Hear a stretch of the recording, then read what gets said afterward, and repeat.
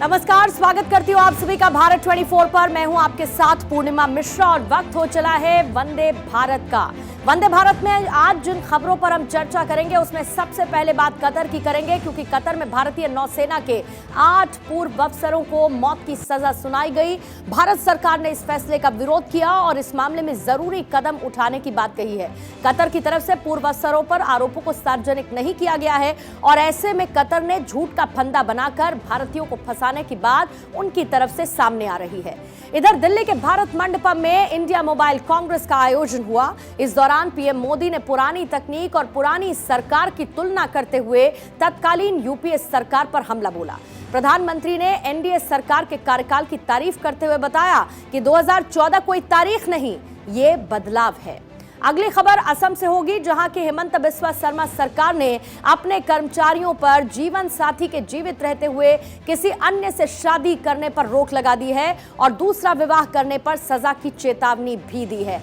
आइए इन खबरों पर विस्तार से नजर डालेंगे और सबसे पहले कतर की बात करेंगे इस सवाल के साथ कि क्या कतर ने पाकिस्तान के इशारे पर भारत के पूर्व नौसैनिकों को सजा सुनाई है। ये सवाल इसीलिए क्योंकि कुछ दिन पहले पाकिस्तान के आर्मी चीफ ने कतर के आर्मी चीफ से मुलाकात की थी और इस मुलाकात के कुछ ही दिन बाद भारत को चिंता में डालने वाली ये खबर आई। हालांकि मोदी सरकार नेवी के 8 पूर्व अधिकारियों को बचाने की कोशिशों में जुटी है और हर संभव कानूनी मदद की बात उनकी तरफ से कही गई है।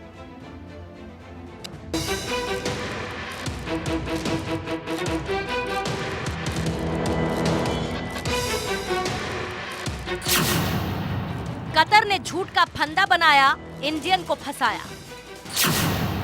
8 भारतीयों को फांसी की सजा, कतर की बड़ी साजिश। न गवाह न सबूत, कतर क्यों बोल रहा है झूठ। बचाने का मिशन, मोदी सरकार इन एक्शन। इजरायल और हमास के बीच जंग जारी है और इसी बीच कतर से एक ऐसी खबर आई जिसने भारत को चिंता में डाल दिया। कतर ने भारतीय नौसेना के 8 पूर्व अधिकारियों को मौत की सजा सुनाई। ये सभी भारतीय दोहा की कंपनी देहरा ग्लोबल के लिए काम करते थे। इन सभी लोगों को अगस्त 2022 में हिरासत में ले लिया गया था। अब जरा इस तस्वीर को देखिए। इस तस्वीर में कतर के आर्मी चीफ और पाकिस्तान के आर्मी चीफ नजर आएंगे। दोनों के बीच कुछ दिन पहले बैठक हुई थी और अब सवाल उठ रहा है कि क्या पाकिस्तान के इशारे पर कतर ने भारत के पूर्व नौसैनिकों को सजा सुनाई। इस मामले को विदेश मंत्रालय ने अप्रत्याशित बताया। विदेश मंत्रालय ने स्टेटमेंट जारी किया है। हम इस मामले को बहुत महत्व देते हैं और इस पर बारीकी से नजर रख रहे हैं। हम परिवार के सदस्यों और कानूनी टीम के संपर्क में हैं और सभी कानूनी विकल्प तलाश रहे हैं। हम सभी काउंसलर और कानूनी सहायता देना जारी रखेंगे। फैसले को कतर के अधिकारियों के समक्ष भी उठाएंगे। 8 भारतीयों के फांसी की सजा की खबर जैसे ही भारत सरकार को मिली, इसके बाद विदेश मंत्रालय एक्शन में आ गया। 8 भारतीयों को स्वदेश लाने के लिए जुट गए। बीजेपी नेता आरपी सिंह ने कहा कि कतर की सरकार से बातचीत चल रही है। भारत सरकार इसकी चिंता कर रही है और भारत सरकार कतर की सरकार से भी और बाकी जो डिप्लोमेटिक चैनल्स हैं उसमें उसके माध्यम से इसकी चिंता करेगी। वहीं विपक्षी नेताओं ने भी 8 भारतीयों को कानूनी सहायता देने और भारत लाने की मांग की है। हमारे लिए ये मानना बड़ा संभव नहीं है कि उन सैनिकों ने ऐसा कुछ किया होगा जिसके कारण उन्हें कोई दंड दिया जाए। ये तो छोड़िए कि उनको मृत्यु दंड दिया जा रहा है। हमको ऐसा लगता है कि ऐसा नहीं हुआ होगा। अब क्यों ये हुआ, कितनी पैरवी हुई, सरकार की तरफ से क्या होना था, क्या हुआ है, वो जब सरकार बचाएंगे तभी पता चलेगा। बहुत ही दुखदाई खबर है और जिस तरीके से हमारे फॉर्मर सर्विसमैन को फांसी की सज़ा दे दी जाती है और हम लोग हाथ पे हाथ रखकर बैठे हैं, ये शर्मनाक है। ये एक्सटर्नल अफेयर्स मिनिस्ट्री को देखना होगा कि किस तरीके से दोहा कतार से बात कर उन लोगों को वापस लाया जाए। अब तक ये भी नहीं पता है अंडर विच प्रॉब्लम्स क्या उनके ऊपर केस था जिसकी वजह से उनको फांसी की सज़ा मिली है। कतर ने फांसी की सजा की बात तो कह दी, लेकिन कतर की सरकार ने ये नहीं बताया कि भारतीयों पर लगे जासूसी के आरोप किस तरह के हैं। ऐसे में आपको सभी भारतीयों के बारे में बता देते हैं। Captain Navtej Singh Gill, captain Saurabh Vashisht, captain Birendra Kumar Verma, commander Purnendu Tiwari, commander Sugunakar Pakala, commander Sanjeev Gupta, commander Amit Nagpal, नाविक रागेश। कतर से भारत के संबंध उतने अच्छे नहीं रहे जितना दूसरे अरब देशों के साथ है और पहले गिरफ्तारी और फिर कतर के झूठ के फंदे में सवाल उठ रहे हैं कि इजरायल हमास जंग में इजरायल का समर्थन करने का बदला कहीं इस तरीके से कतर ने तो नहीं लिया, क्योंकि इजरायल और कतर की अदावत पुरानी है और हमास के हमले के बाद तो ये और भी बढ़ गई है। कतर और पाकिस्तान ने जहां खुलकर हमास का समर्थन किया है, वहीं भारत ने इजरायल पर हमले को आतंकी घटना करार दिया है और इन सब के बीच कतर और पाकिस्तानी आर्मी चीफ की ये तस्वीर फांसी की सजा की अलग कहानी बयां कर रही है। Bureau report, Bharat 24। कतर ने भारतीय नौसेना के 8 पूर्व अफसरों को जासूसी के आरोप में मौत की सजा सुनाकर सनसनी फैला दी और ये अफसर दोहा की एक कंपनी में काम करते हुए कतर की सेना को ट्रेनिंग और बाकी सेवाएं देते थे। इन ऑफिसर्स के केस की सुनवाई और फैसले देने की कार्रवाई जिस तरीके से अंजाम दी गई वो निश्चित तौर पर संदेह पैदा करती है। आइए इस बात पर भी नजर डाल लेते हैं कि भारत के पास अब इससे निपटने के लिए आखिर कानूनी विकल्प और उसके अलावा रास्ते क्या क्या हैं। सबसे पहले कतर अथॉरिटी को फैसले पर पुनर्विचार करने के लिए कहा जा सकता है। फैसले को international court of justice ICJ में चैलेंज किया जा सकता है। कुलभूषण जाधव आपको याद होगा, उस मामले में भी पाक मिलिट्री कोर्ट के फैसले को ICJ में ही चुनौती दी गई थी। सऊदी अरब UAE की मीडिएटरशिप के जरिए भारत रिहाई करवा सकता है और क्योंकि कतर में 25% भारतीय हैं, इन्हीं के जरिए कतर पर दबाव बनाने की कोशिश हो सकती है।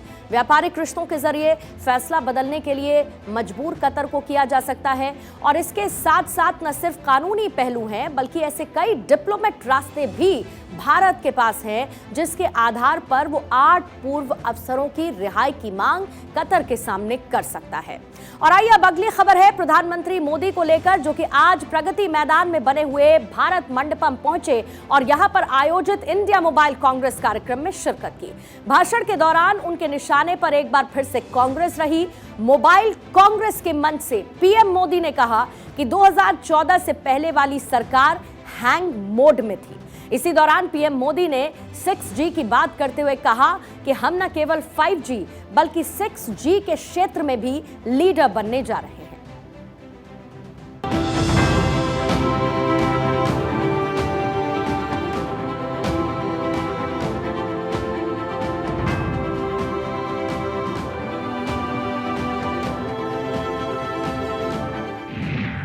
तकनीक का बढ़ा तंत्र, पीएम मोदी का 5G वाला मंत्र, 6G का मंत्र, कांग्रेस पर हैंग मोड वाला तंज। भारत की डिजिटल क्रांति की दाद दुनिया दे रही है। पिछले कुछ समय में भारत डिजिटल के क्षेत्र में तेजी से आगे बढ़ रहा है। भारत में मोबाइल उद्योग का तेजी से विकास हो रहा है। पीएम मोदी 7वीं भारतीय मोबाइल कांग्रेस में शिरकत करने पहुंचे। दिल्ली के भारतीय मंडपम में आयोजित इस कार्यक्रम में पीएम मोदी ने प्रोजेक्ट को समझा, भारतीय मोबाइल कांग्रेस में तकनीक को जाना समझा और इस दौरान उनके निशाने पर कांग्रेस रही।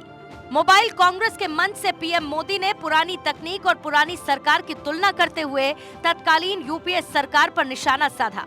प्रधानमंत्री ने एनडीए सरकार के कार्यकाल की तारीफ करते हुए बताया कि 2014 कोई तारीख नहीं, ये बदलाव है और यूपीए सरकार पर हैंग मोड वाला तंज कसा।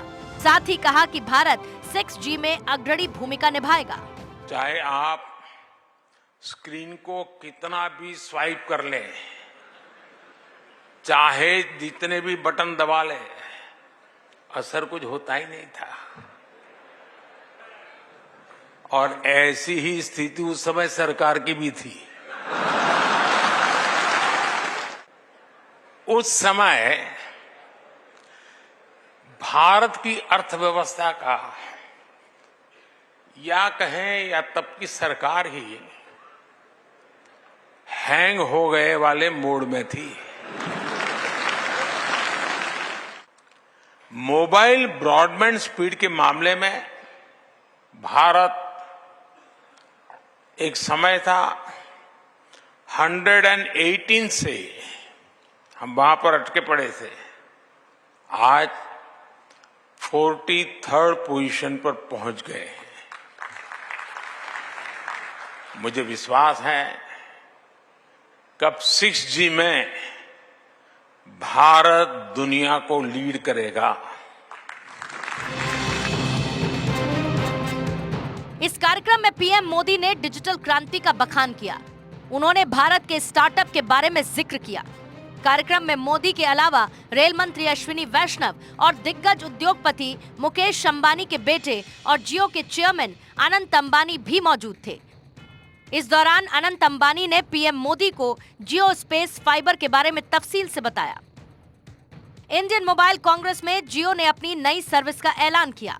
कंपनी ने जियो स्पेस फाइबर को पेश किया, जो देश के दूर दराज के इलाकों को कनेक्ट रखने में मदद करेगी। ये satellite based giga fibre technology है, जिसकी मदद से रिमोट लोकेशन तक इंटरनेट पहुंचाया जा सकेगा। जियो स्पेस फाइबर की कनेक्टिविटी भारत में 4 जगहों पर मिल रही है।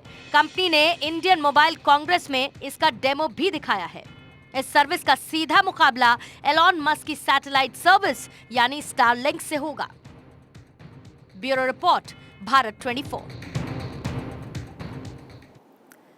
असम की बीजेपी सरकार राज्य में दूसरी शादी करने के सख्त खिलाफ है। मुख्यमंत्री हिमंता बिस्वा शर्मा लगातार इसके खिलाफ मुहिम चलाते नजर आए और अब असम ने एक आदेश जारी किया, जिसमें यह कहा गया कि सरकारी कर्मचारी को दूसरी शादी करने के लिए सरकार से अनुमति लेनी होगी और ऐसा नहीं करने पर कार्रवाई का सामना भी करना पड़ेगा।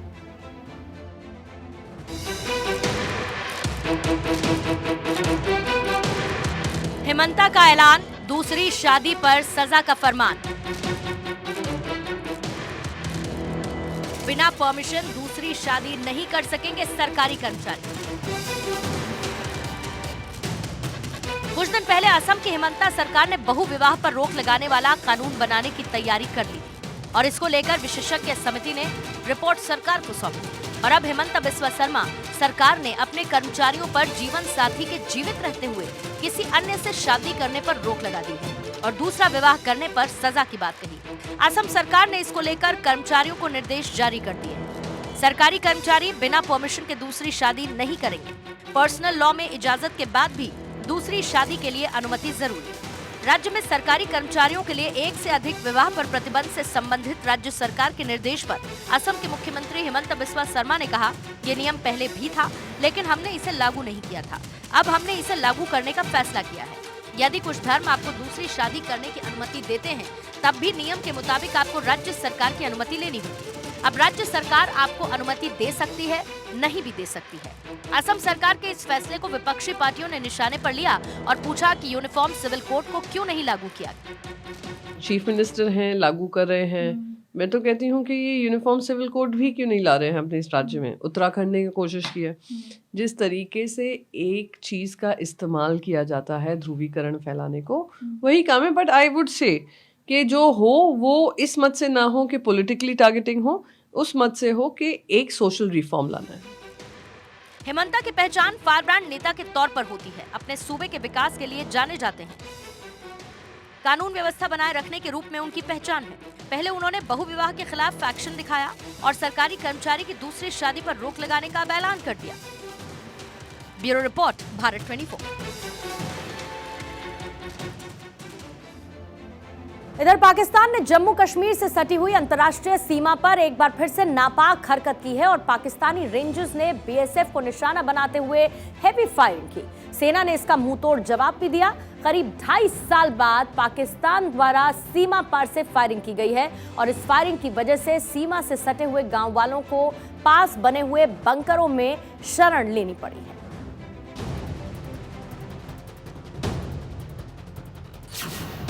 पाक की नापाक फायरिंग, भारत का मुंहतोड़ जवाब। सीजफायर टूटा, बॉर्डर पर गोलीबारी। पाकिस्तान की हिमाकत, बीएसएफ का करारा जवाब। ठंड बढ़ने से पहले पाकिस्तान ने बॉर्डर पर तनाव बढ़ा दिया है। करीब 2.5 साल बाद पाकिस्तान द्वारा जम्मू कश्मीर में अंतर्राष्ट्रीय सीमा के पास फायरिंग की गई है। जम्मू के अरनिया सेक्टर में पाकिस्तान की तरफ से फायरिंग की गई। इस दौरान बीएसएफ के ऊपर मोर्टार अटैक भी हुआ, हालांकि वो दीवार में जाकर घुस गया। पाकिस्तान की नापाक फायरिंग का बीएसएफ ने जवाब दिया। बीएसएफ ने जबरदस्त जवाबी फायरिंग से पाकिस्तान को काफी नुकसान पहुंचाया। इस हमले में एक जवान घायल हुआ है। अरनिया की रहने वाली रजनी देवी भी घायल हुई है। 8 बजे के बाद बहुत फायर हो रहा है।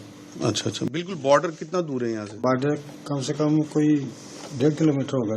अच्छा, काफी देर बाद हुआ है, 2-3 साल के बाद हुआ है। अच्छा 2-3 साल बाद। सर रात को बहुत फायरिंग हुआ। जब फायरिंग शुरू हुआ सर तो हम इधर ही बैठा था, तो फिर उसके बाद में पूरी रात सर फायरिंग चलता रहा। बहुत शेलिंग हुआ सर, छोटा भी फायर चलता रहा, बड़ा भी फायर चलता रहा। तो इस सुबह हमने देखा इधर बुलेट पड़ा था सर। घायल लोगों और जवान को अस्पताल में भर्ती करवा दिया गया है, जहां पर उनका इलाज चल रहा है। दरअसल बॉर्डर पर बीएसएफ ने 5 आतंकियों को ढेर कर दिया, जिससे पाकिस्तान की बौखलाहट बढ़ गई। जम्मू कश्मीर के कुपवाड़ा जिले में एलओसी पर सेना के जवानों ने घुसपैठ की कोशिश को नाकाम करते हुए 5 आतंकियों को मार गिराया। माचल सेक्टर में हुई मुठभेड़ वाली जगह से 5 राइफल समेत बड़ी संख्या में हथियार और गोला बारूद बरामद हुए हैं। इसी बौखलाहट के बाद पाकिस्तान की नापाक साजिश शुरू हो गई है। Bureau report, Bharat 24। और इसी बीच में एक बड़ी खबर है पाकिस्तान को लेकर। पाकिस्तान में 28 जनवरी को हो सकते हैं आम चुनाव। बीते लंबे समय से चुनाव टाले जा रहे थे। हालांकि चुनाव आयोग पाकिस्तान की तरफ से कहा गया था कि चुनाव में देरी की कोई संभावना नहीं।